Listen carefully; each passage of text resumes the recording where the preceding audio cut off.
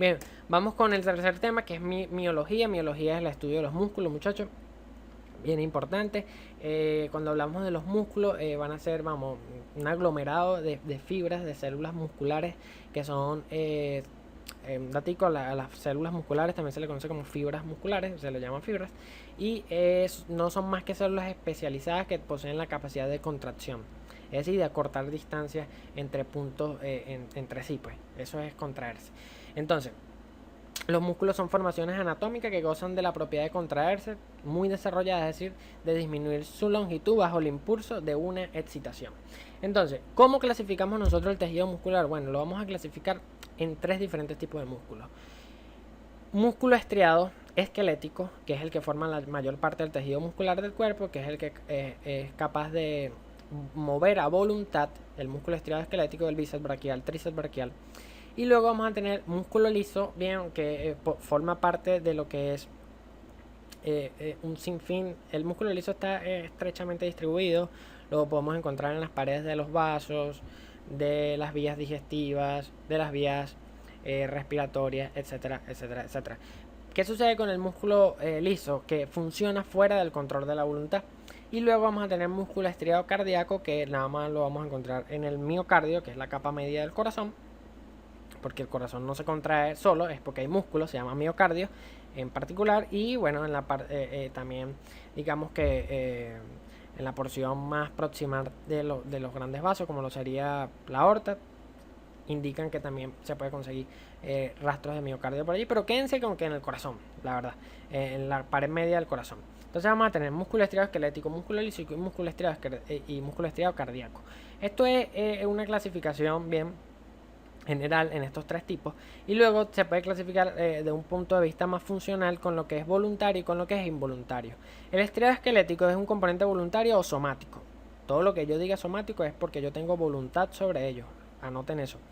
Y el liso y el cardíaco es involuntario o visceral. Eso hace referencia a que yo no controlo de ninguna manera. Imagínense que yo estoy durmiendo y se me olvida contraer el corazón para bombear sangre y que me llegue sangre a los tejidos. Si se me olvida, muero. No, entonces eso es algo que eso es involuntario. Yo no lo controlo. Ni cuando estoy durmiendo, ni cuando nunca. Eso es algo que sucede a voluntad. El corazón no para de latir gracias a las contracciones del miocardio. Bien. Tampoco es tan fácil como eso. Tiene una serie de funciones, pero ahorita quédense con eso, ¿ok? A nivel del corazón, para que entiendan que el músculo liso y el estriado cardíaco, así el miocardio, no lo controlo, y el de los músculos yo sí lo controlo, porque es un componente voluntario o somático. Entonces, aquí para que vean, este es el bíceps braquial, este es un músculo esquelético, lo puedo mover cuantas veces yo quiera, como yo quiera, ¿ok? El músculo liso, por ejemplo, esto que está aquí es el esófago, esto es músculo liso. Este es el estómago, este es el esófago, y esta es la primera porción del intestino tenue, conocido como duodeno. Intestino delgado, duodeno, bueno. Entonces quédense con que esto es el tubo digestivo, esófago, estómago, duodeno, y ustedes se alimentan, viene el bolo alimenticio, aquí sucede una serie de cosas que no les interesa ahora, van a ver en bioquímica, quimo alimenticio, y se llama peristaltismo, ¿okay? Que la comida avanza hasta que la expulsemos. Bien, esa comida no se mueve sola, eso es por contracciones musculares, pero la contracción muscular yo no la controlo, es músculo liso, ¿ok? Ok, entonces, músculo estriado cardíaco lo vamos a tener en el corazón, es este que está aquí, una imagen a grosso modo para que lo entiendan, y es algo que tampoco controlo. Entonces, a la derecha de sus pantallas, lo que no controlo, es decir, involuntario, y esto esquelético es somático o voluntario. Okay. Entonces, una clasificación de los músculos según la forma que adoptan. Bueno, vamos a tener músculos largos, músculos anchos, músculos cortos y músculos anulares. Los músculos largos, como su nombre lo indica, son largos y se van a hallar principalmente en los miembros, ¿ok? Miembro superior, miembro inferior.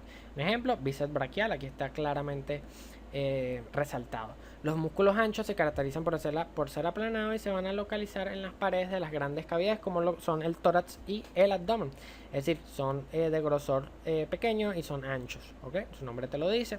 Un ejemplo de este importantísimo músculo conocido como diafragma toracoabdominal, ya lo van a estudiar a profundidad, créanme que lo harán en tórax, ¿ok?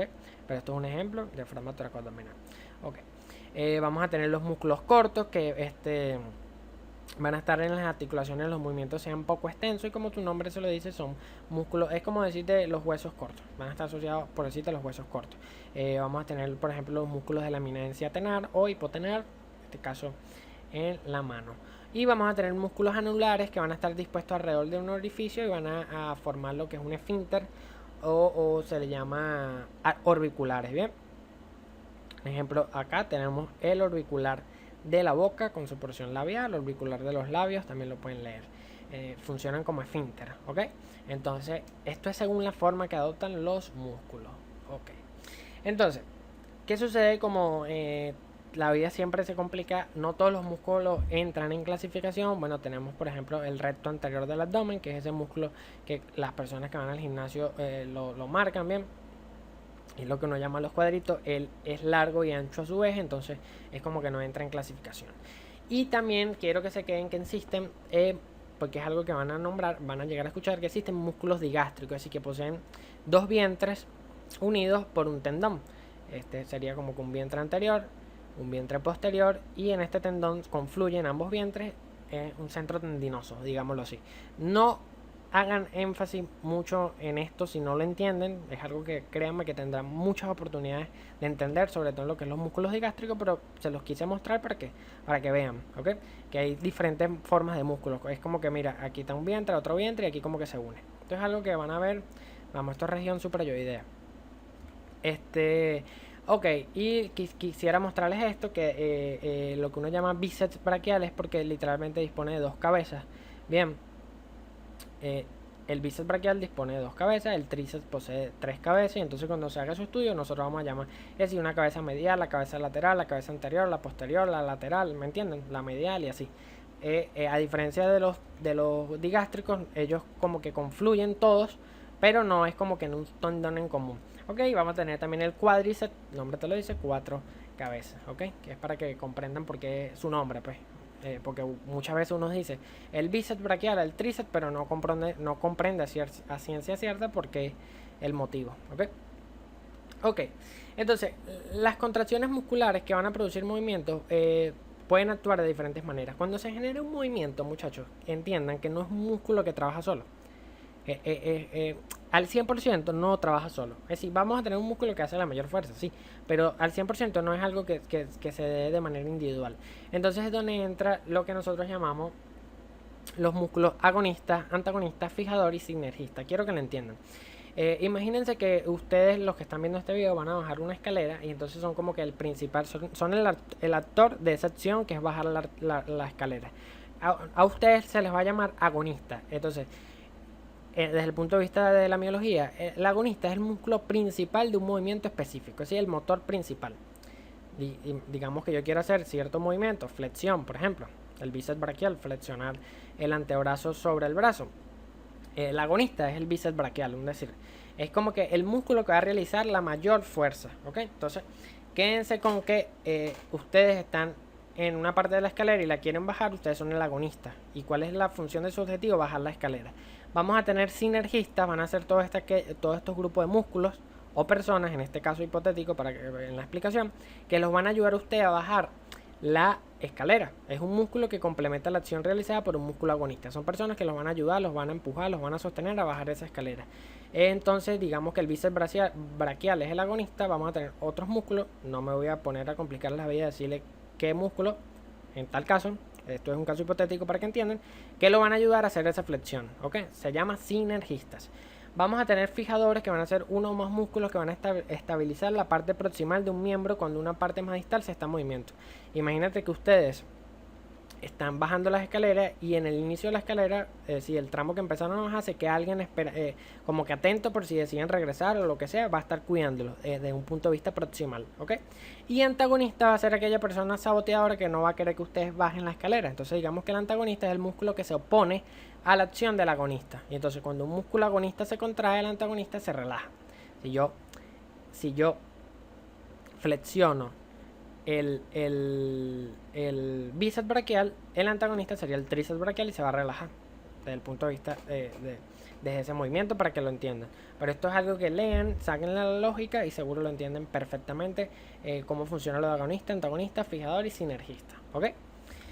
Ok, esto es algo que no quiero que se maten en entender en este momento, pero es algo que sí me gustaría que entiendan porque existe como que esta controversia de cómo llamar a ciertas cosas. Ok.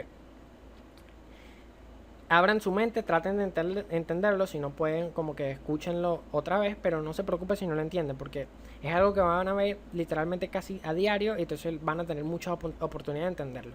Lo que es el término de fascia como tal, fascia de inserción o aponeurosis de inserción. ¿Qué sucede? Técnicamente los músculos están cubiertos, a eso se le llama fascia, un tejido de sustancia conectiva que recubre el músculo, ¿ok? O grupos musculares.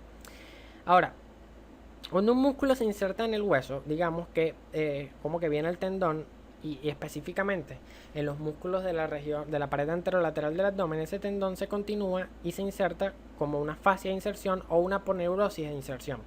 Es como que viene el tendón y es como que la célula muscular, muchachos, no llega como tal a entrar en el hueso, no, es como que un tendón o una fascia, ¿ok? De inserción. ¿Qué es lo que sucede y por qué se confunde? Que en la cátedra utilizan, por ejemplo en la cátedra de la escuela de Racetti utilizan indiferentemente los términos fascia o fascia normal y fascia de inserción. Entonces, hay que saber diferenciarlo. Yo prefiero llamar a lo que cubre como tal a los músculos fascia y a lo que se inserta en el hueso aponeurosis de inserción. Es como que esa porción del tendón, en tal caso, que se inserta en el hueso aponeurosis de inserción. Pero a ellos no les gusta llamarla aponeurosis, entonces se sobreentiende que una sería fascia de inserción y la otra sería fascia de recubrimiento. ¿Ok? Entonces, fascia de recubrimiento y fascia de inserción. Es como que ya van a ver por qué yo les estoy diciendo esto. Cuando llegue el momento van a entender, porque van a escuchar mucho que tal espacio está delimitado por tal fascia. Entonces tú dices, ¿una fascia de inserción o una fascia de recubrimiento? No, en este caso sería por decirte una fascia de recubrimiento. Pero si es otra cosa, es una fascia de inserción. Es como que aprendan que existen las dos variables. Es decir, tal vez no lo entiendan, pero déjenlo en su mente como que existe lo que es una fascia de recubrimiento que cubre los músculos y una fascia de inserción que va a insertarse en el hueso. Bien, entonces como que ténganlo ahí y ya verán cuando llegue el momento que les va a ayudar. Hay que diferenciar lo que es fascia de recubrimiento, fascia de inserción o aponeurosis de inserción. Entonces, continuamos.